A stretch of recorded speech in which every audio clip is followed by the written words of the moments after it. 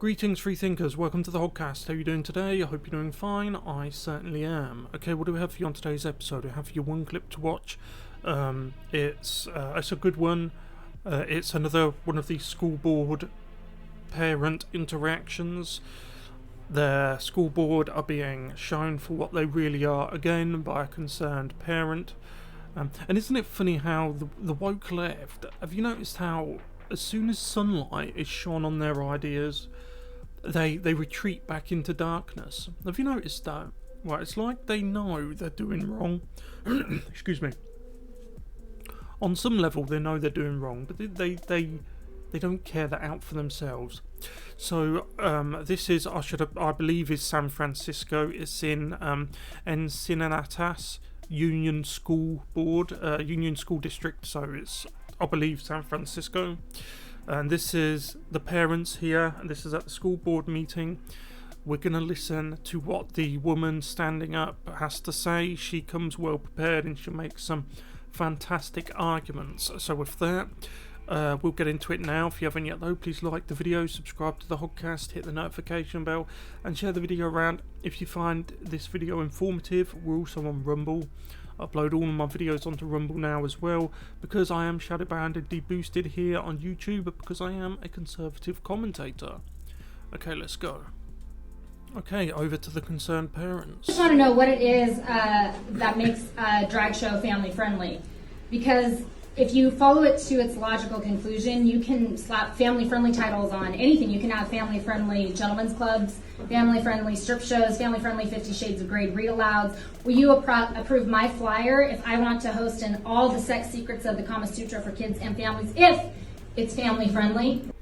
Exactly. She makes an excellent point there in that what about it is family friendly, right? And parents are obviously, the switched on parents are obviously naturally inquisitive about why are you doing this? It's like there are certain actions which can only have certain possibilities, right? If you know what I mean. There are certain actions where the outcome could only be a number of things, no matter how people try to spin it. So for example, this push by the woke left, the radical left, to have drag kid story hour, drag kid this, drag kid that, the maps. I'm sure you know what a map, an MAP is.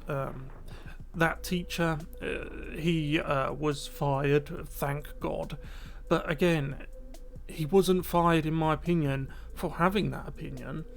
He was fired for getting caught out having that opinion. Yeah, it's what I mean. It's when you shine a light onto their nefarious activities, they rush back into the darkness. Yeah, it's like that they're testing society to see if society's ready for this or that, and so on. Yeah, and that can be applied to other globalist things, right? But in my opinion, it is an attempt to rot society. Yeah. That's my question. Wow. What is it about a grown man, and I honestly, sincerely, as a woman, mean this, what is it about a grown man costumed in a sparkly bra with augmented boobs busting out, a leather miniskirt barely covering his twerking ass with tuck tape on his front while spreading his fish-netted legs as he writhes on the ground, grinding his groin next to a minor, family-friendly? You owe us an answer. Right, exactly. Fantastic point. I mean, how can a person with noble intentions, yeah, look at that situation or that event and think that it has like innocent connotations to it? It doesn't, does it? I mean, you know that, I know that, but it leaves the question of what is it? Like what is this push to have this happening, like, and it's all over the place, and it only seems to come from the public sector, where, as I've said, the left are very they congregate in the public sector where they can fail upwards, they can pay themselves out of taxpayers' money, very large salaries, gold-plated pensions, golden goodbyes, even if they eventually get fired. Have you noticed how they always get these golden goodbyes? which again you pay for. It's an eye opener, isn't it? But yeah, as she said, what is it about that that's family friendly? I would love them to explain that, right? Because it's good enough. It's good for us to hear what she's saying, and yeah, it's good that parents are twigging on to all of this now.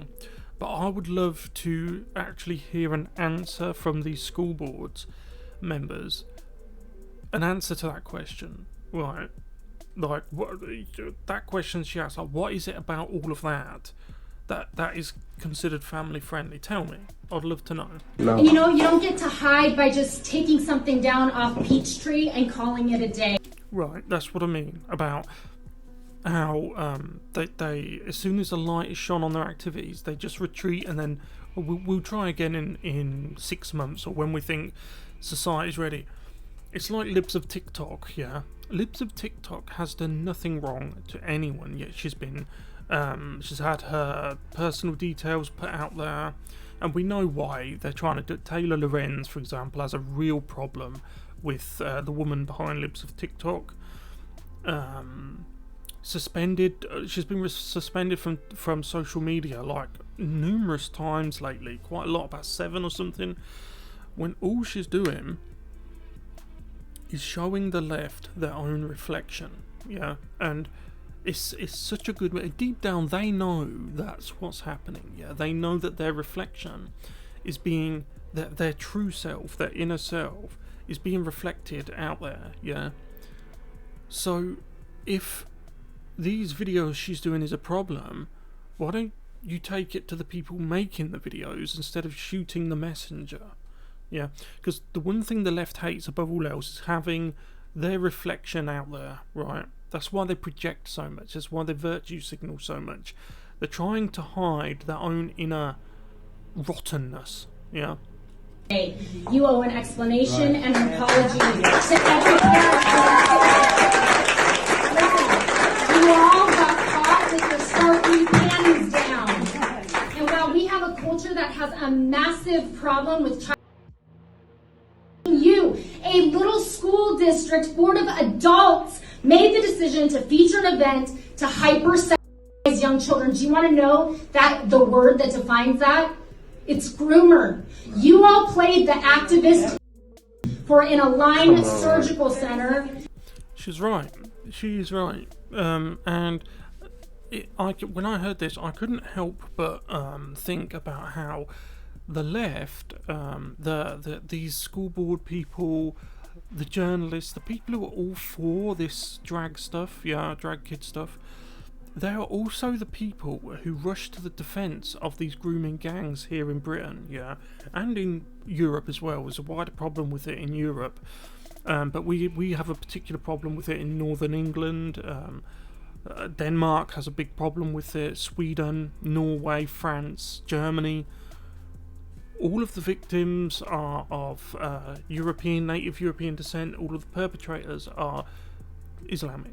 Okay, now the people who rush out to defend these grooming gangs also just happen to be the people who are advocating for Drag Kid Story Hour. It's like these are the dots that you're not supposed to connect. Yeah. If you connect the dots, then you're this, you're that, you're an ism, and so on and so on. And for a 21 plus, it makes you groomers and activists. And we won't have those sitting on a school board who oversees the education of our children. You all stepped out of line. It's beyond stepping out of line at this point. I would love if we could have got a camera shot at the school board members, because normally when that happens, they're not even looking at the parents, and that's one of the most infuriating things. They don't look at them. They don't even acknowledge them. They act like upset and concerned parents is like a natural disaster, or like a peasant uprising or something like that. They don't even look at them. They don't even acknowledge the parents' existence. That is a fascinating insight into the minds of these woke ideologues that sit on these school boards, and in a wider context, society as well, public sector, pretty much exclusively.